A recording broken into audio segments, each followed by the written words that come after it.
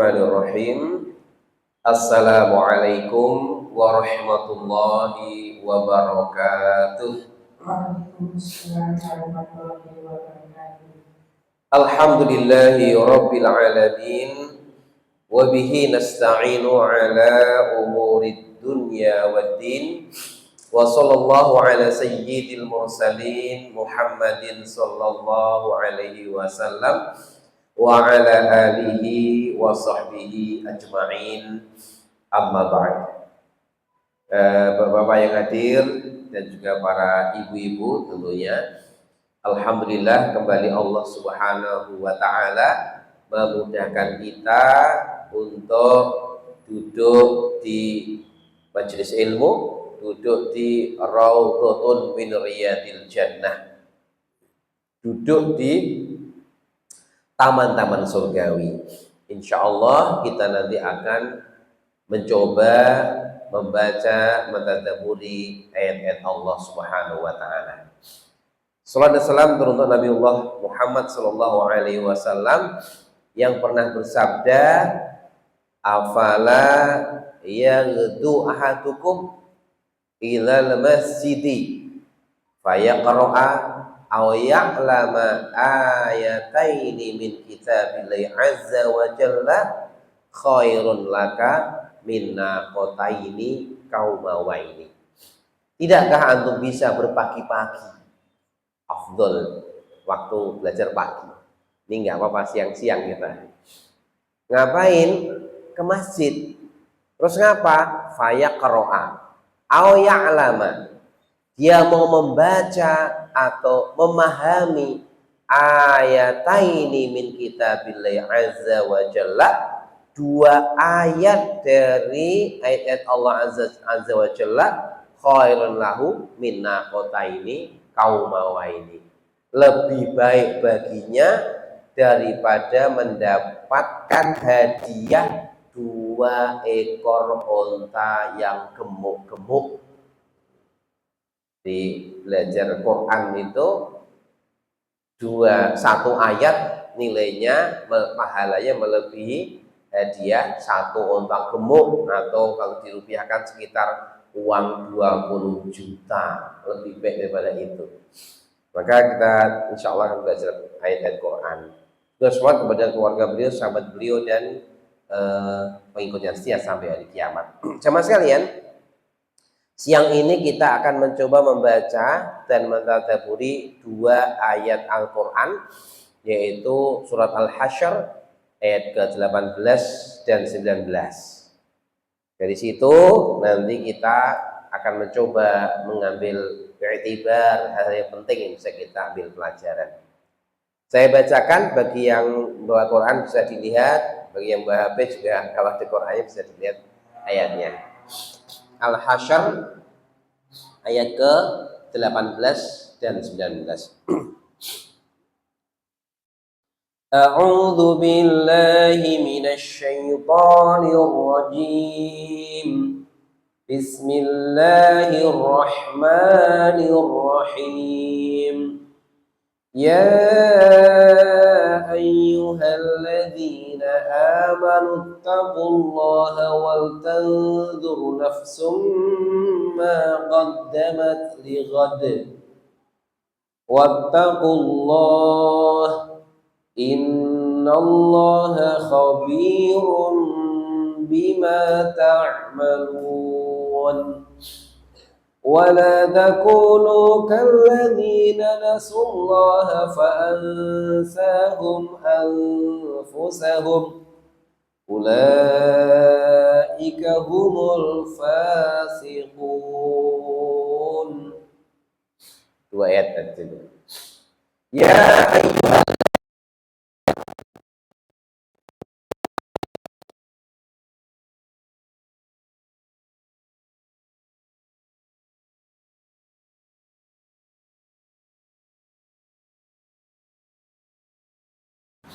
wal tanzur nafsun, hendaklah setiap jiwa memperhatikan ma qaddamat li ghad, apa yang telah disiapkan untuk hari esok. Hari esok ini tafsirnya yaumul qiyamah. Apa yang telah disiapkan untuk menghadapi hari kiamat. Wattaqullah, bertakwalah kalian kepada Allah. Innallaha khabirum bima ta'malun. Sesungguhnya Allah khabir, maha mengetahui, berpengalaman terhadap apa yang kalian lakukan. Ta'malun, amila ya'malu, kalian lakukan. Wala takunu, jangan kalian menjadi kalladzina nasullaha, seperti orang-orang yang melupakan Allah. Fa'ansahum anfusahum, maka akhirnya mereka melupakan diri mereka sendiri. Maksudnya karena lupa sama Allah, akhirnya cinta dunia, dia lupa persiapan menghadapi kematian, sibuk dengan dunianya. Ulaika humul fasiqun, mereka lah orang-orang yang fasik. Baik, kita tadabburi ayat-ayat mulia ini, yang ini terkait dengan bagaimana kita menyiapkan waktu kita untuk menghadap Allah Subhanahu wa taala. Jemaah sekalian, yang pertama Allah menyampaikan ya ayyuhalladzina amanu. Sahabat Ibnu Mas'ud radhiyallahu anhu. Ibnu Mas'ud ini sahabat Nabi yang ahli tafsir. Beliau aslinya orang desa, bahkan hanya bukan bangsawan menurut saya, hanya seorang tukang angon kambing. Kemudian ketemu Nabi, kemudian setelah itu pengen belajar ilmu, ternyata cerdas, pinter, dan akhirnya jadi ulama besar. Maka kalau ingin mulia itu ya diantaranya dengan berilmu. Beliau berkata, kalau di Quran ada ayat yang memanggil ya ayyuhalladzina amanu, wahai orang yang beriman, asgha sam'aka, perhatikan betul telingamu, pasang betul telingamu, dengarkan baik-baik, karena mesti itu ada perintah untuk kebaikanmu atau larangan untuk menghindarkan keburukan darimu, dari Allah. Nah, ini karena kita insya Allah bagian orang beriman, kita apa perintah Allah ini untuk saya. Yang pertama tadi, ittaqullah. Perintah pertama apa? Takwalah kepada Allah. Jemaah sekalian, takwa ini adalah sumber kebaikan dunia akhirat. Antum pengen hidupnya berkah, waktunya, keluarganya, anak-anaknya berkah, modal paling penting bukan mobil, bukan rumah, bukan kuliah ke Los Angeles yang sudah kebakar sekarang ini, bukan. Tapi apa? Takwa Allah, modal utamanya itu.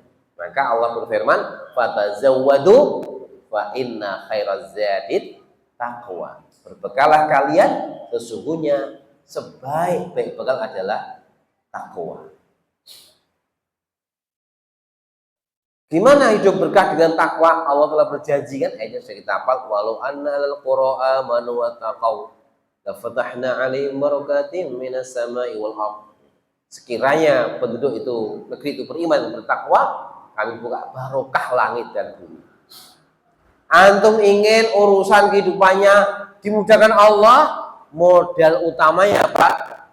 Bukan harus ahli manajemen macam-macam, enggak. Takwa. Modal yang paling utama adalah takwa.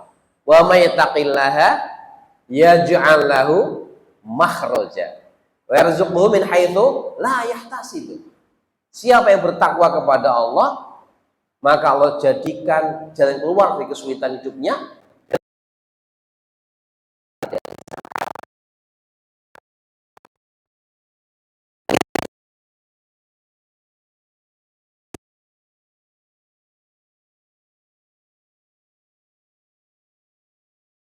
Anu sayyiatihi wa yu'zim lahu ajra. Begitu Allah berfirman. Siapa yang bertakwa kepada Allah, Allah hapus dosa kesalahan-kesalahannya dan Allah besarkan pahalanya. Intinya di dunia ini modal paling utama hidup itu adalah takwa Allah. Termasuk modali anak-anak kita. Ibu ini rata-rata sudah punya anak ya Bu ya, yang ibu-ibu ya. Kalau yang mbak-mbak mungkin belum kan. Nah modal utamanya apa? Bukan macam-macam ya, harta silakan, manajemen, tapi yang paling penting itu takwa.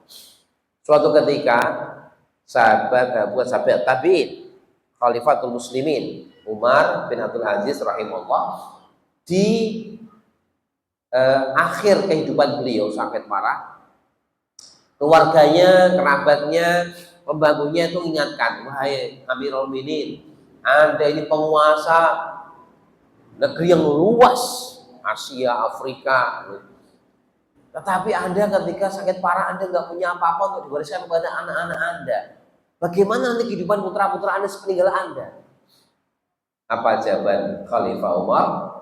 Wahai kerabatku, wahai para pembantuku, ketahuilah, aku telah berusaha mewariskan untuk anak-anakmu ketakwaan pada mereka.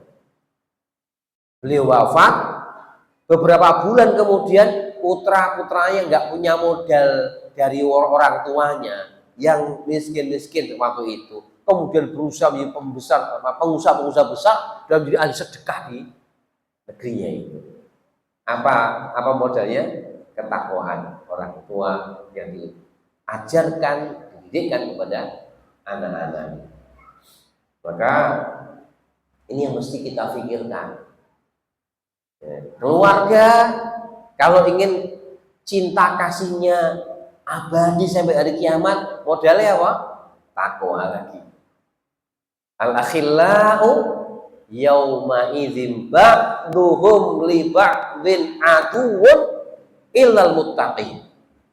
Orang yang di dunia sangat mencintai, saling mencintai, al-akhillah, khullah itu cintanya cinta banget gitu, kekasih lah bahasanya, bukan sekedar cinta-cintaan, cinta yang mendalam. Orang yang mencintai di dunia itu satu dan lainnya akan jadi musuh di hari akhir.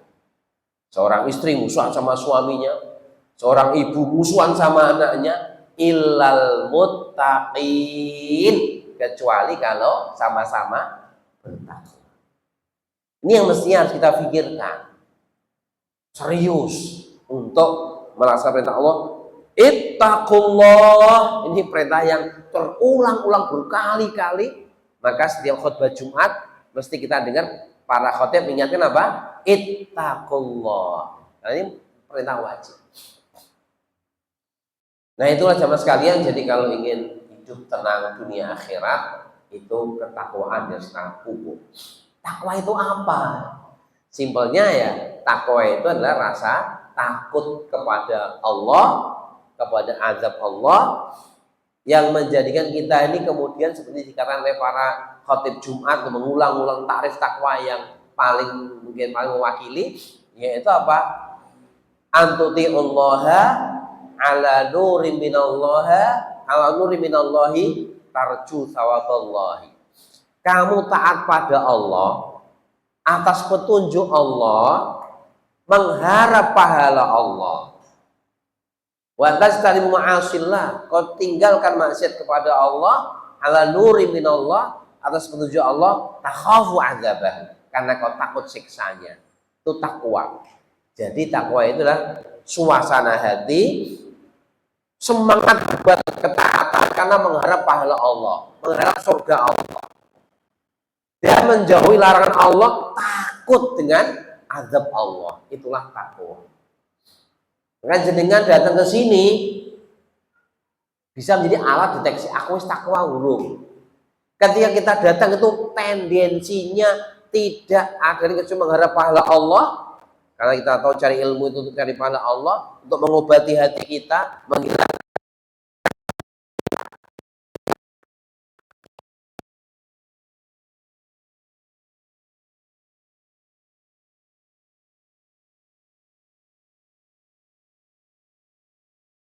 karena punya dagang apa itu online macam-macam itu berarti bukan takwa dorongannya tapi urusan dunia. Ketika kita berusaha menjauhi larangan Allah, ya, hari ini naudzubillah di kalangan orang-orang umum itu biasa ya, suami istri pada selingkuh itu ya. Kita tidak seperti itu.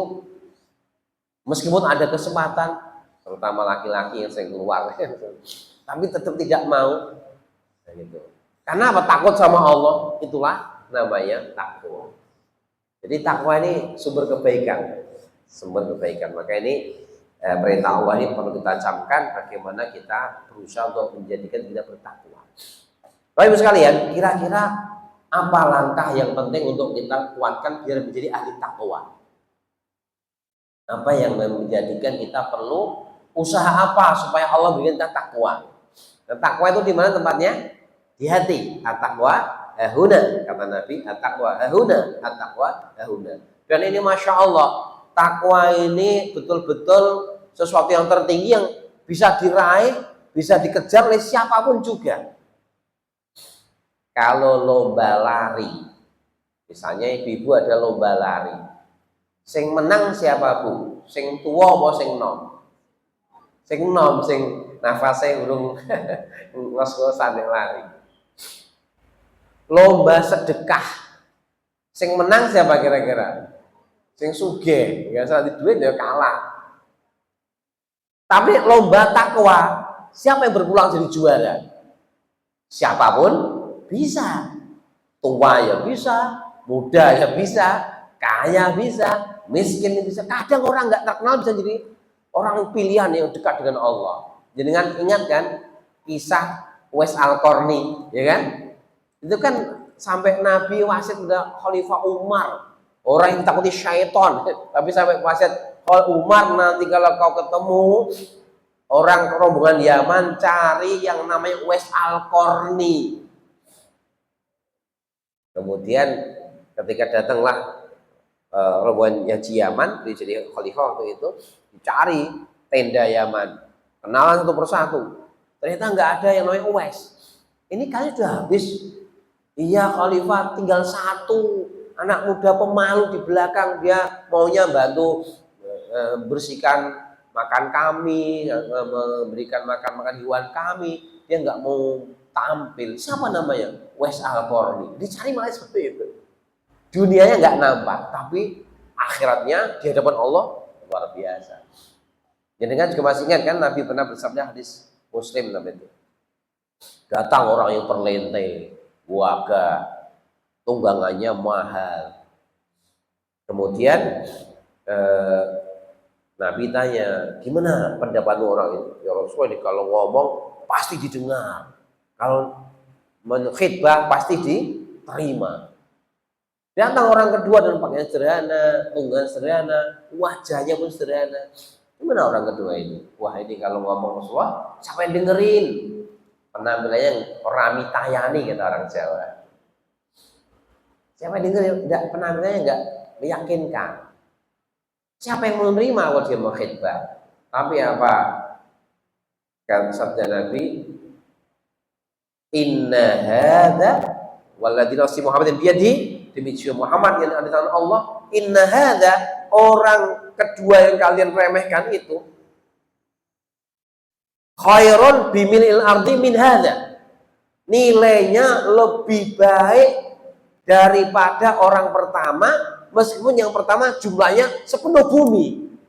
Satu orang bisa mengalahkan orang sepenuh bumi meskipun perlente-perlente semuanya. Nah ini yang perlu kita cari itu takwa, dan itu yang tahu hanya Allah kemudian kita, ya. Sehingga kita nggak boleh merasa lebih dari orang lain. Wah aku takwa nih, kamu belum ya, nggak boleh begitu. Karena itu rahasia yang Allah tahu ya Allah kemudian mungkin kita. Tapi kita bisa bandingkan dengan orang lain karena kita nggak tahu hati manusia. Situlah pentingnya kita. Ya mas sekalian,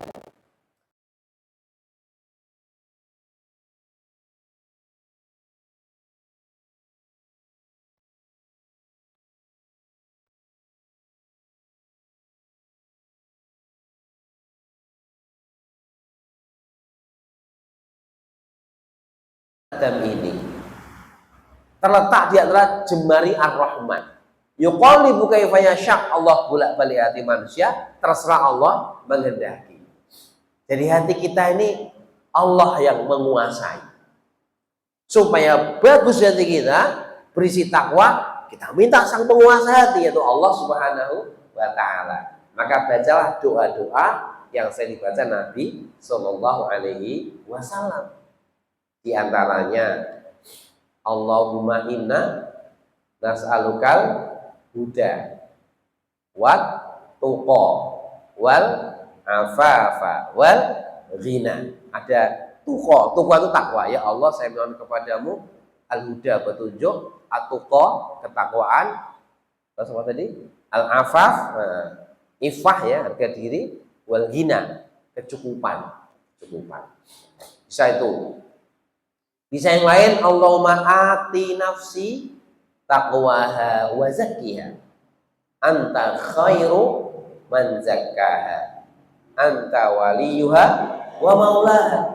Ya Allah, datangkan ke jiwaku ketakwaannya, kesuciannya. Engkaulah sebagai zat yang mensucikan jiwa, engkaulah pemilik dan pelindung jiwa itu. Itu juga bisa kita baca, minta takwa sama Allah. Terus terang kalau saya malah seringnya tak tambahi untuk keluarga saya. Allahumma ati nafsi, untuk saya kan, ya Allah datangkan pada aku jiwa. Wa nafsa, karena yang untuk keluarga saya. Wa nafsa Wihda Junaidi, nama istri saya. Wa nafsa Syafiq Munajid, Atif Utaqi, Rifqi Afir, Zaka Fawas, Salma Abidah, Ulma. Anak saya 6, jadi agak panjang menyebutnya. Taqwaha wa zakiyah. Saya sering meminta kepada Allah, bukan hanya untuk saya pribadi, bahkan untuk saya, istri saya, anak-anak saya. Karena apalah bahagianya laki-laki yang soleh kalau isi keluarganya nggak soleh-soleh gitu kan. Sebagaimana apalah bagian umat yang soleha tapi suaminya tidak soleh kan. Maka harus minta sak keluarga yang paling persekutuan terkecil gitu. Diminta pada Allah agar Allah kasih ketakwaan dan kesucian jiwa. Jiwa yang suci, jiwa yang tidak kepengen berbuat yang macam-macam neko-neko. Ini minta dengan sepenuh hati, dengan keyakinan mesti Allah akan mengabulkan. Itu ya, pertama. Kemudian yang tidak kalah pentingnya adalah untuk menjaga ketakwaan, meningkatkan ketakwaan, itu menggabungkan antara zikir dan fikir. Zikir dan fikir. Makanya kan dalam ayat Quran, inna fi ikhtilafil laili wan nahari la ayatin liulil albab alladzina yadhkuruna Allah qiyaman wa qu'udan wa 'ala junubihim wa yatafakkaruna ma fi khalqis samawati wal ardh Rabbana ma khalaqta hadza batila subhanaka faqina adzabannar. Ali Imran 190 191. Sesungguhnya dalam pergantian malam dan siang ada tanda-tanda bagi orang yang berakal. Siapa itu orang yang berakal? Orang yang beringat pada Allah, zikir pada Allah, qiyamah, berdiri, duduk, tidur, dan memikirkan pencipta langit dan bumi. Jadi hatinya, fikirnya, lesannya ini sering mengingat Allah. Ini sangat penting dengan menggabungkan zikir dan fikir di sini. Dilakukan nanti insya Allah kemudian terutama termasuk tadabbur Quran ini. Quran ini kan zikir sambil difikir gitu. Utamanya kalau belum bisa bahasa Arab, coba kasih waktu kepada diri kita untuk baca terjemahannya dulu. Setelah mungkin punya program sehari setengah juz, oke. Adalah satu hari membaca setengah halaman terjemahannya atau satu halaman. Karena di Quran ini banyak tentang neraka, cerita tentang neraka, membuat kita Allah Subhanahu wa Ta'ala.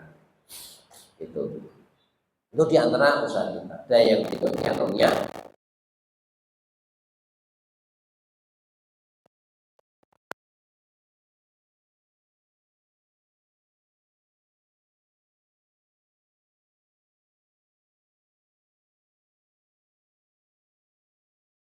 takwa. Maksudnya bukan berarti kita jauh manusia umum, tapi akrabi orang bertakwa, dekati mereka. Yang kurang takwa, yang masih nampak belum komitmen kepada Islam, kalaupun dekati didakwai, jangan terbawa, gitu. Jangan terbawa oleh mereka, karena memang kehidupan itu kalau terlalu bercampur dengan orang-orang yang kurang bertakwa akan mempengaruhi visi misi kehidupan kita. Gitu. Makanya Hasan Basri rahimahullah pernah mengatakan, inna ba'do ikhwanina aghla min ba'di usratina. Sesungguhnya sebagian ikhwan kita, maksudnya saudara-saudara seiman ini, kadang lebih mahal harganya dibanding sebagian keluarga kita. Ikhwanuna yudzakiruna bil akhirah. Kenapa mahal? Ikhwan-ikhwan kita yang ngaji bareng, yang sholat bareng, yang kumpul bareng itu yudzakiruna bil akhirah, mengingatkan akhirat. Wa ahluna yudzakiruna bid dunya. Keluarga kita banyak suka nuntut urusan dunia. Ini saya terasa juga ini, betul kalau kumpul-kumpul yang tidak ahli iman tuh ngomongnya dunia aja. Tapi kalau ketemu orang yang soleh, orang yang ahli ilmu, yang ahli khair itu masya Allah. Mereka melihat dekat, melihat mereka dekat itu mempengaruhi. Ini pengalaman pribadi saya. Saya dulu waktu masih muda, bujang gitu, saya pernah menjadi khodimul muassasah, pelayan yayasan Islam. Nah, cuma yayasan yang saya tempati ini di Jakarta itu menjadi tempat transitnya para ustadz-ustadz kabir, ustadz besar yang mampir-mampir dari luar negeri, dari mana itu kalau ke Jakarta ada tempat gratis di tempat saya itu. Nah, di situ saya melihat betapa ketemu orang-orang soleh itu terasa beda. Saya waktu itu pernah ada ustadz senior itu ya, saya melihat beliau sibuk. Waktu itu kan sedang zaman reformasi. Reformasi. Sudah dewasa Pak kita ya, reformasi ya. Saya waktu itu sekitar 24 tahun lah usia saya, kalau 25 tahun. Reformasi. Ya, banyak ustadz datang. Ustadz ini sibuk ketemu tokoh ini, ketemu tokoh itu. Tetapi ternyata apa? Ketika saya bangun malam-malam untuk persiapan menyiapkan nasi macam-macam pada tamu-tamu aku, saya 3:30 tuh bangun. Saya kaget, ustadz yang sudah agak sepuh waktu itu, kemudian sibuk seharian, jam segitu sudah baca kitab. Saya baru leker-leker tangi, membanggakan jiwa saya, masya Allah, luar biasa orang-orang soleh. Seperti itulah kalau bertemu orang soleh itu, makanya betul ya, dulu ada yang mengatakan kalau kamu sudah cinta dunia, kata orang-orang Basrah, datang temu Hasan Basri rahimahullah, nanti kamu ingat akhirat. Baru ketemu sudah merasa, karena orang-orang soleh itu mahal. Itu diantara usaha-usaha menguatkan diri agar mendapat takwa dari Allah Subhanahu Wa Taala, kuat berdoa pada Allah, menguatkan zikir dan fikir dan majelis ilmu tentunya, kemudian bergaul dengan orang-orang ahli takwa. Insya Allah, semoga Allah berikan kita ketakwaan. Jadi nanti antum hidup dan saya hidupnya di dunia ini itu paling utama. Mohon maaf ya, sekarang ada teori orang kalau mau sukses harus kerja keras. Kalau yang lain 12 jam, kita harus 16 jam. Gitu. Kalau saya pribadi mengikuti mazhab yang rodok santai. Kan Nabi bersabda bahwa rezeki itu lang tamu tanah hatta tustakmalu rizqo ajallah. Yang paling penting apa? Masalah rezeki itu. Fattaqullah. Yang pertama itu apa? Fattaqullah. Yang kedua, ajmilu fit tolab. Cari dengan cara yang baik. Sehingga tidak cari dengan cara yang habiskan waktu.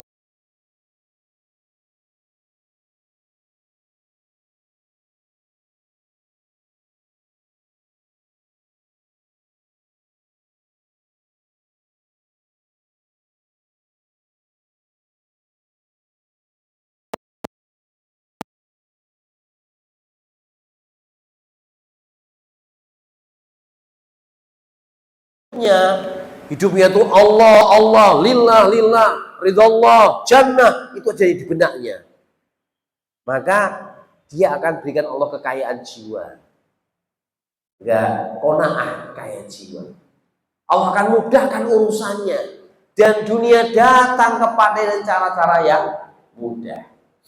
Ya, silakan yang mau menggunakan teori harus habis-habisan bekerja, tapi saya lebih memilih ya sewajarnya.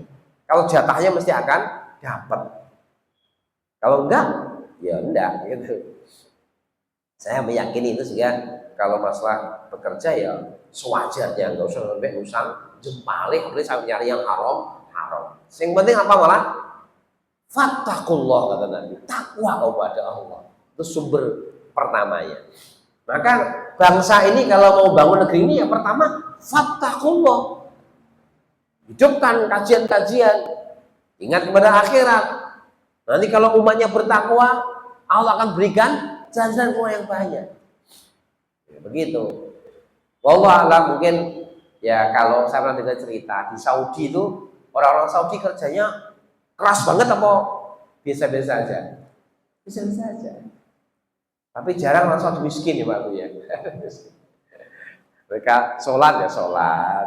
Itu mungkin juga karena masyarakatnya banyak yang perhatian kepada agama. Ya tentunya namanya manusia mesti ada yang baik, nggak ada juga mesti manusia. Tapi secara umum ahli ibadahnya banyak di tempat yang barokah, ya Allah berikan kemudahan.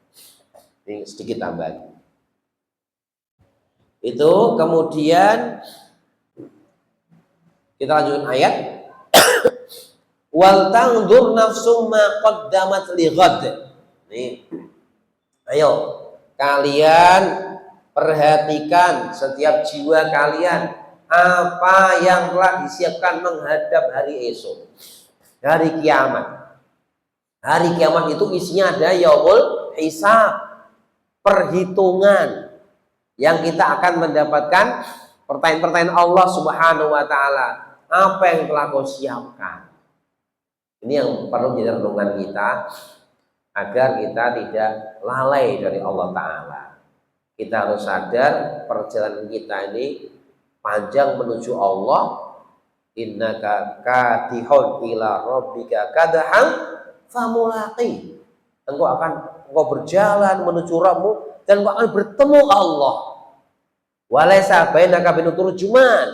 Nanti di akhirat engkau akan bicara langsung dengan Allah, tidak ada penterjemah. Dan apa yang akan Allah tanyakan pada kita? La yazalu qadama 'abdin. Senantiasa dua kaki hamba tidak bergeser kemana-mana. Hatis ala an sampai ditanya tentang apa? Tentang umri fi ma'afna.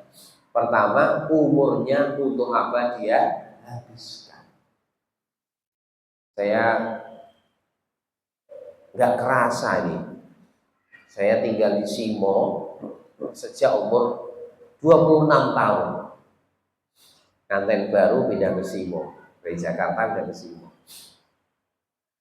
Tak terasa sekarang sudah 52 tahun. Apa yang saya kerjakan selama ini? Ini harus saya pikirkan. Tidak terasa. Walaupun namanya di pondok tiap tahun ngurusi pesantren sambil ngaji-ngaji. Lalu, ya Allah, 52 tahun. Kalau sampai Allah jatahkan hidup hanya misalnya rata-rata anak Adam, Muhammad 63 tahun, tinggal sebentar, semuanya sedikit waktu yang ada ini. Ibu-ibu kayaknya usia juga sebagian tidak jauh dari saya ya. 50 ke atas, Pak, ada yang masih muda. Tapi bagaimanapun nih sudah habis. Yang kemarin, yang tadi pagi nggak bisa kembali lagi masalahnya.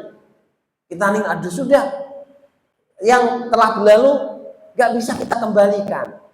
Kita hanya bisa apa? Menutup lubang-lubang kesalahan yang kemarin dengan apa? Istighfar kepada Allah Subhanahu wa Ta'ala. Itu yang bisa kita lakukan. Maka ini waktu, kita harus hitung waktu-waktu kita ini. Kita harus perhatikan, pikirkan waktu yang berjaya itu untuk apa. Kalau perlu setiap hari kita perlu mikir, mau tidur mikir.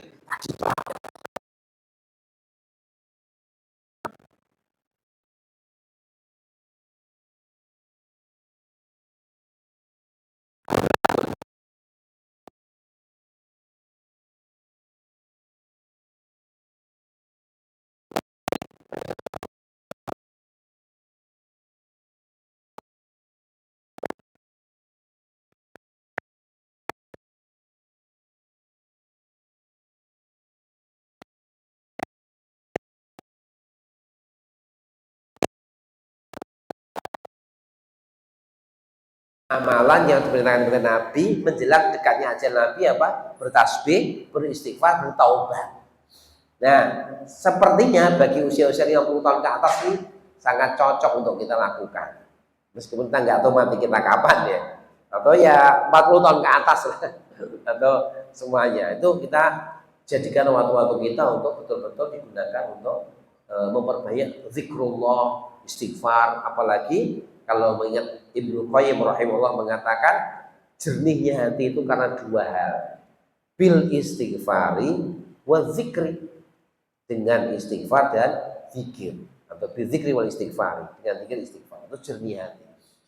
Wa apa ya, kotornya hati itu juga dua hal, bil ghaflati wa dzunubi, dengan lalai dari Allah lalu dzunub, berbuat dosa.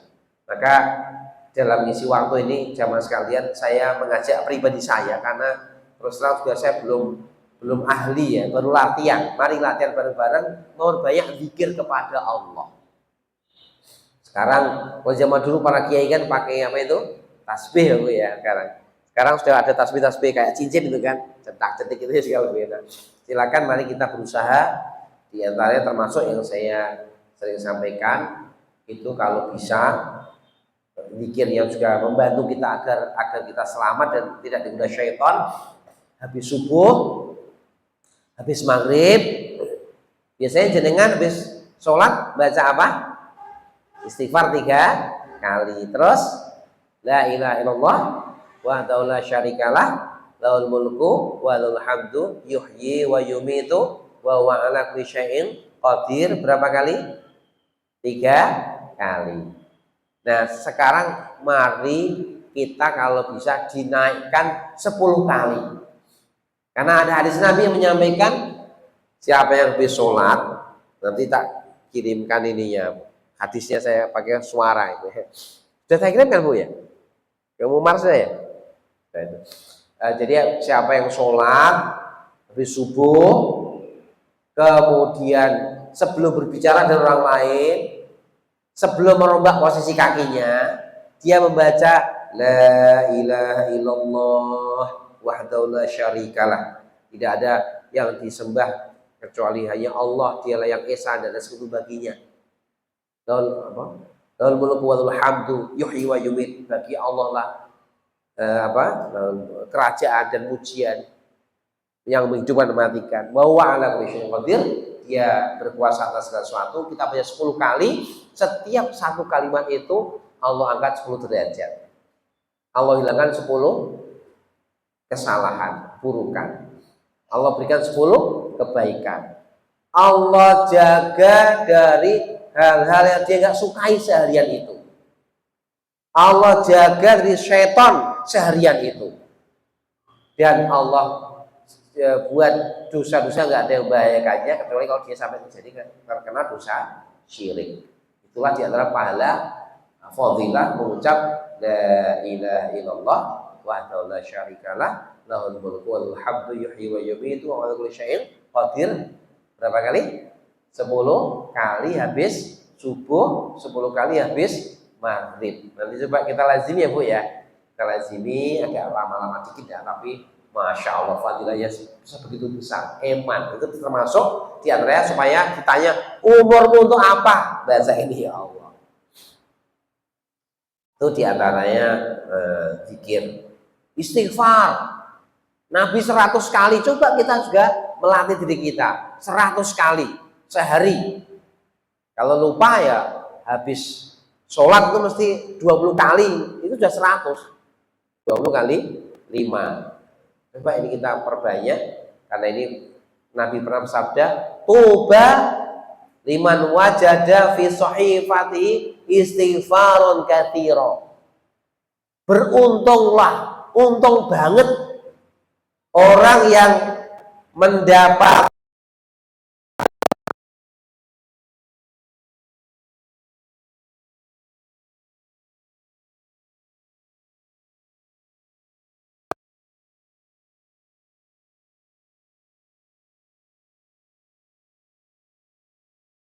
Masya Allah. Saya kemarin dengar cerita Imam Ahmad, kalau sebelum masuk penjara, sholat sunnahnya itu sehari semalam sampai 300 rakaat. Kita rolas sering gudang-gudang rolas rakaat. Setelah habis dari penjara kan dipukuli, dicambuk, itu masih 150 rakaat. Orang dulu itu dasar-dasar. Kadang Imam Ibnu Taimiyah siapa itu pernah baca istighfar sekali duduk 1000 kali. Gitu. Semoga kita bisa. Ini termasuk tips memanfaatkan waktu dengan zikir dan istighfar. Jadi dengan sambil naik motor, sambil masak, apa lagi Bu? Sambil apa saja bisa kan zikir itu. Sambil istirahat kesel, layah-layah, zikir bisa. Ini karena zikir ini ringan tapi dahsyat pahalanya. Ringan dahsyat pahalanya. Sampai Nabi pernah menyampaikan, tidaklah ahlu surga merasa menyesal kecuali ketika teringat ada waktu-waktunya di dunia nggak diisi dengan zikir pada Allah. Sampai seperti itu, karena melihat betapa tingginya fadilah zikrullah. Jadi kita ditanya umur kita, maka mari kita siapkan di antara dengan perbanyak zikir dan istighfar. Yang kedua ditanya an ilmi fima amila bih.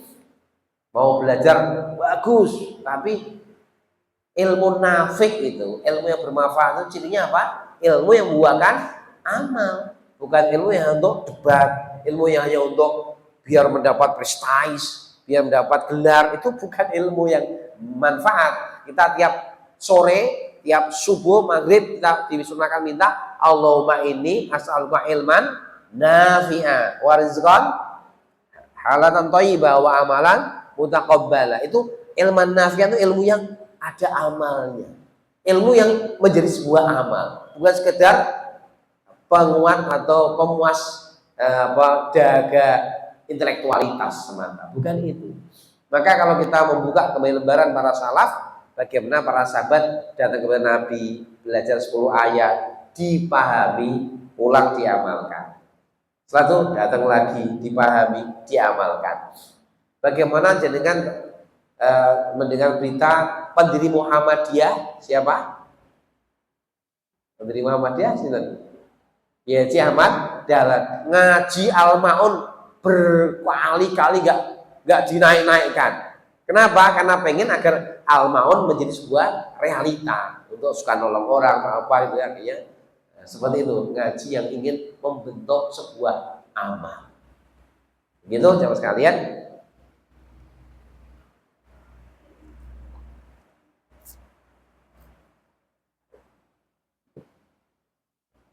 Kemudian yang ketiga tanya apa? An malihi min aina iktasabahu wa fi ma anfaqah. Allah akan menanyakan kepada kita, hartamu dari mana? Ditanya detail. Dan untuk apa? Bukan hanya dari mana, untuk apa ini hartanya? Makanya hadis sahih menyebutkan orang-orang miskin itu mendahului orang-orang kaya khamsina kharifan. 50 ya 50 tahun lebih dulu dibanding orang kaya raya. Kenapa? Orang miskin saat sidang harta dia nggak punya apa-apa, akhirnya cepat. Yang kaya sidang dari mana untuk apa? Tetapi asal dia di dunia menjadi orang kaya yang ahli sodakoh, nanti dia akan jadi makom yang sangat tinggi di hadapan Allah Subhanahu wa Ta'ala. Yang pasti mari kita hati-hati ibu-ibu sekalian tentang harta ini, karena ini zaman orang-orang prinsipnya sudah kewalik-walik, ngomongnya sudah berubah dari pakem. Misalnya masalah rezeki, sing haram baik angel, kok mikir sing halal. Ini contoh mindset yang rusak, sehingga banyak orang yang tidak peduli dengan halal dan haram lagi. Tapi kita sebagai hamba Allah yang harus ingat nanti, wal kamu itu apa?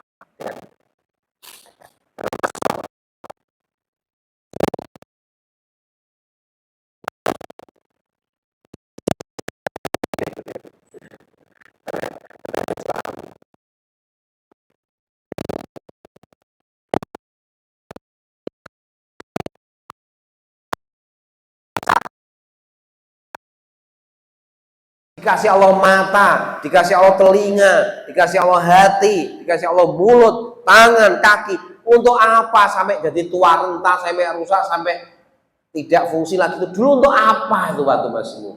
Ditanya semuanya.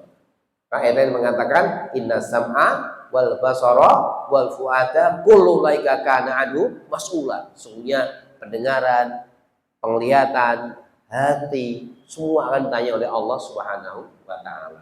Intinya semua kenikmatan yang kita nikmati di dunia ini bukan gratis, tapi harus ada pertanggungjawaban.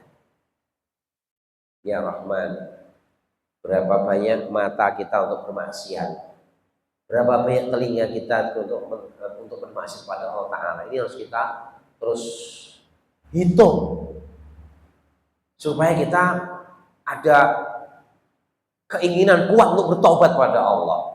Supaya kita ingin agar catatan keburukan yang pernah kita lakukan itu segera ditutup Allah Subhanahu wa Ta'ala dengan taubatan nasuha kita. Alhamdulillah Allah Maha penerima taubat.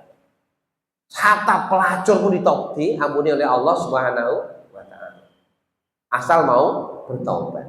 Seperti kita tahu zaman Nabi ada orang yang berzina, ya bukan pelacur, berzina. Kemudian dihukum, dirajam, darahnya muncrat gitu. Mengenai Khalid bin Walid radhiyallahu anhu, Khalid bin Walid merasa jijik dengan darahnya pezina. Tapi apa sabda Nabi? Wahai Khalid, orang yang kita rajam ini sekarang sedang berenang di sungai surga. Karena dia bertobat pada Allah Subhanahu wa Ta'ala. Dalam riwayat lain yang lain lagi, seandainya tobatnya orang ini bagi seluruh penduduk Madinah mencukupi, maka alhamdulillah Allah Maha menerima taubat. Kita manusia memang tidak selalu lalai, taubat, maksiat lagi begitu. Kadang-kadang saya juga marah pada diri saya sendiri, kenapa saya maksiat lagi gitu. Kalau saya ingat ya, mau istighfar, maksiat lagi, begitulah kita manusia. Tapi yang penting kita terus beristighfar, bertobat pada Allah Subhanahu wa Ta'ala. Dan upayakan jangan mencari dosa-dosa besar. Kalau lalai ya dosa kecil. Dosa kecil itu kan Allah menghapusnya lebih mudah, memberikan pengampunan. Kita wudhu, dosa kecil hilang. Kita setelah sunnah, kita berbuat kebaikan ke masjid, itu semuanya bisa menghapus dosa-dosa kita. Jumatan, umroh, haji, amal-amal itu otomatis bisa menghapus dosa kecil. Nah ini sidang yang kita hadapi itu, pertanyaan-pertanyaan yang akan tersampaikan kepada kita oleh Allah Ta'ala. Sidang di akhirat nanti harus menyiapkan hal itu. Maka perhatikan yang kau siapkan untuk hari esok apa?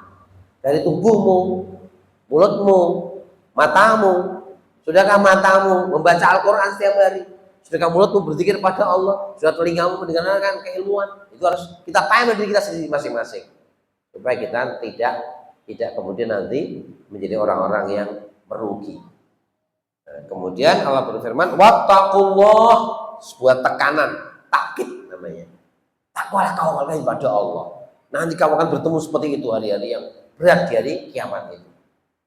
Innallaha khabirum bima ta'malun. Sesungguhnya Allah khabir, mengetahui apa yang kalian lakukan. Kemudian yang ke-19, ini juga Allah ingatkan, kamu itu jangan lupa Allah. Nanti kalau kau lupa Allah, kamu akan lupa kepada dirimu sendiri. Maksudnya gimana?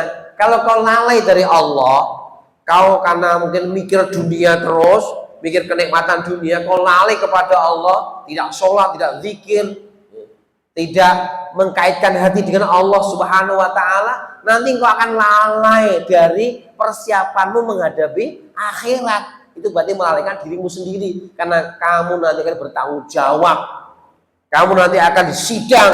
Kalau sampai kamu tidak persiapan di dunia, kau lalai dari itu semua, kau akan masuk ke dalam neraka jahanam. Itu maksudnya ayat ini mengingatkan, jangan kayak orang yang lalai sama Allah.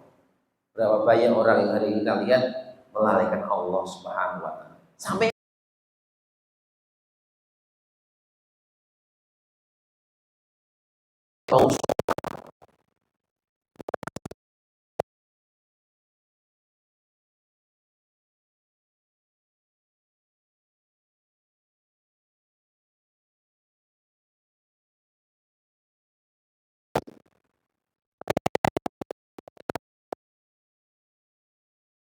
kalau kita ingin bersama Allah, Allah ingin mengawasi kita, membimbing kita, mendekati kita.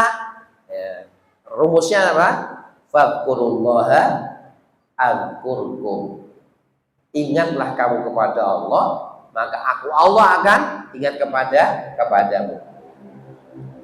Dan saya, kata Allah dalam Al-Qur'an, akan bersama hamba itu mata harakat bi syafatahu, selama bibirnya itu bergerak-gerak menyambung.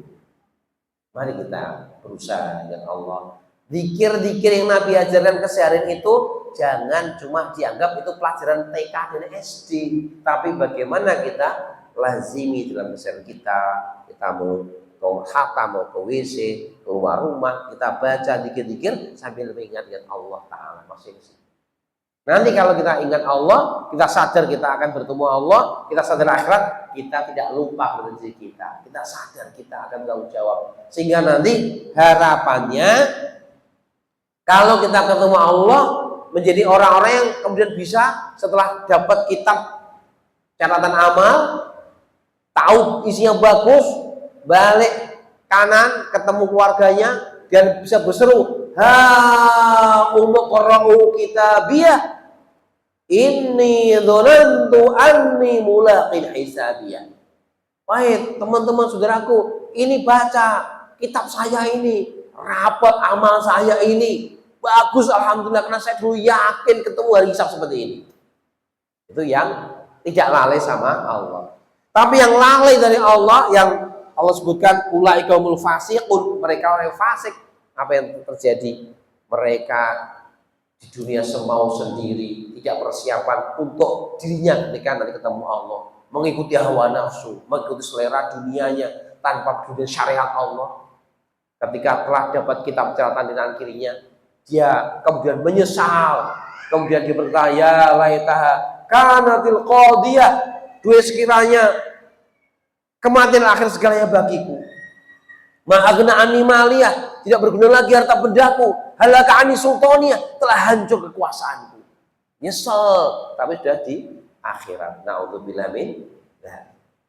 Begitu, Bapak sekalian, jamaah sekalian, renungan kita dua ayat ini yang saya simpulkan kembali.